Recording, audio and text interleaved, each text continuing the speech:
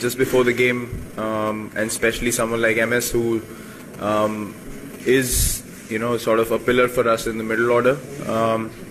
With Parthiv coming in, obviously we'll have to sit down and see, if that situation comes in where he has to play. We will have to then sort out the combination, what's the best possible combination for the team. It's an opportunity to test yourself, as I said, against the best teams in the continent, subcontinent, and it's always been a very competitive tournament, and you have to be at your best because you have different oppositions with different set of skills testing you out all the time. And going into the World Cup, as I said, because the conditions are similar, we're probably going to play all these oppositions at some stage. So again, it's as many teams as we play before the World Cup, different teams.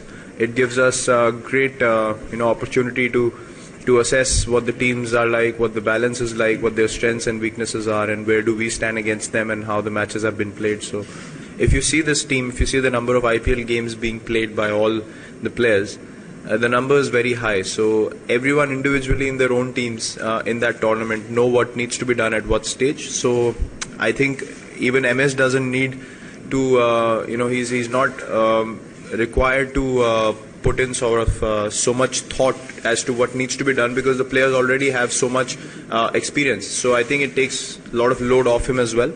And that's why, the fact that he said the team is in autopilot mode, I think that's what he meant, that everyone knows what needs to be done at what stage. My plan in my early T20 playing days was get myself in, maybe 10 of 10 balls and then take off. But it all depends on what kind of mindset you're in.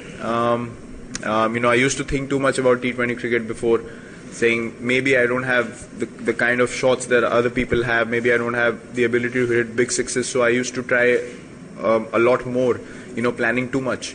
Now I just go and play on instinct. I've come to terms with the fact that I can't hit too many sixes, so I'd focus on boundaries. I just sort of molded my game towards that, try to hit the ball in the gaps and get fours rather than sixes, which is probably a high risk shot. I would rather hit more boundaries than sixes and still get the result. I mean, if you're scoring at 160 still, it doesn't matter if you hit 6 or 4 or make it all in ones and twos.